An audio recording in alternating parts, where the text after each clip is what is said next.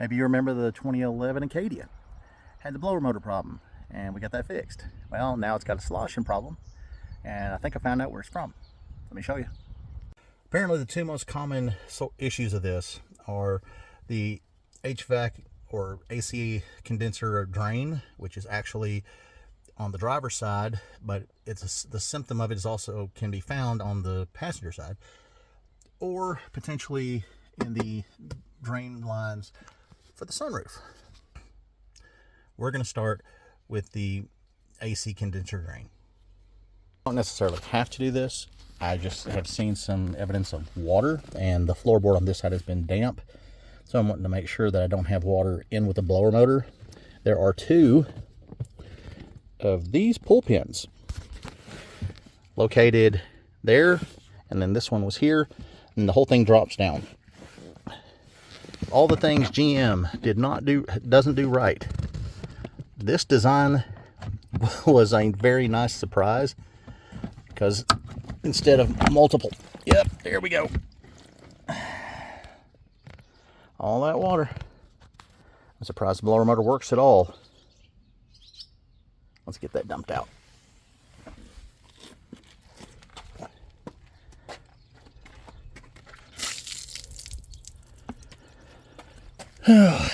Leave it out so it can dry. We'll get the keys, make sure the blower motor works at all. As a note, this is your primary blower motor.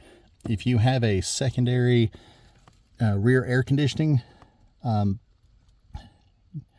going to have a second set up there along with your blower motor resistor. As a quick note, if you got to pull the blower motor, single screw right there. Looks like it is a T20 Torx bit. Honestly, if you use a socket, get a little quicker than having to twist the wrist over and over to get it out. But once you get this one set screw out, you just turn the housing like a quarter turn, I think it is. Turns out it was a quarter turn, less than a quarter turn, counterclockwise, and then the assembly will drop.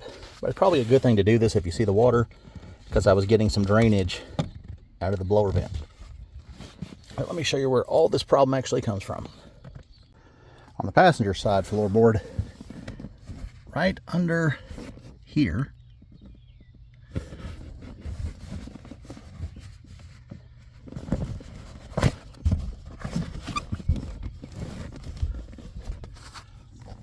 you can actually see that's the drain plug.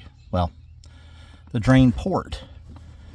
And it is possible to get that thing pulled out without removing this panel.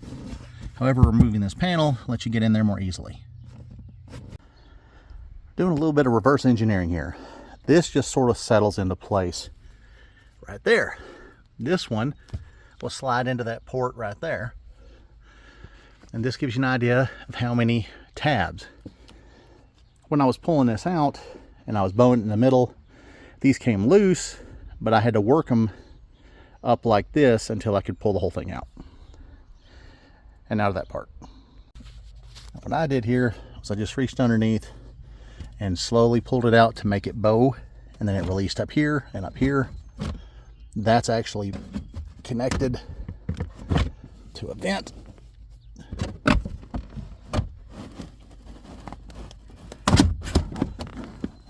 And you just have to work that out.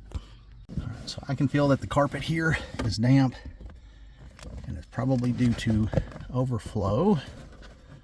Got some liquid there. This is supposed to be just held in place with pressure.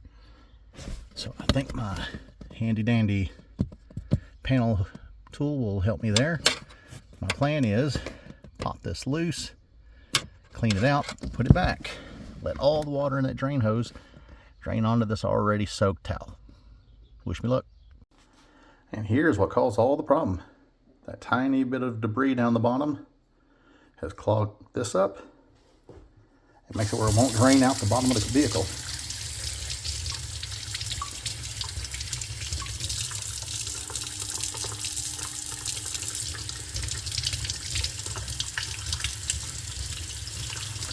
There we go. I think we saw it. Yep.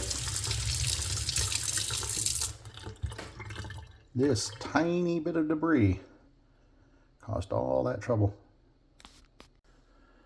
The way this is designed is to let things through, theoretically, will not let liquid back up or anything much else back up. Usually these are a little more closed, but this is, 15 years old. We'll go put it back in and everything be ready to go. So instead of just hooking everything right back up, I'm going to give the vehicle a chance to drain out because all this foam also retained water. So I'm going to try to squeeze this out some, dry some off, let some drain down there, and then leave the vehicle open for a few hours. And it'll just have to do from there.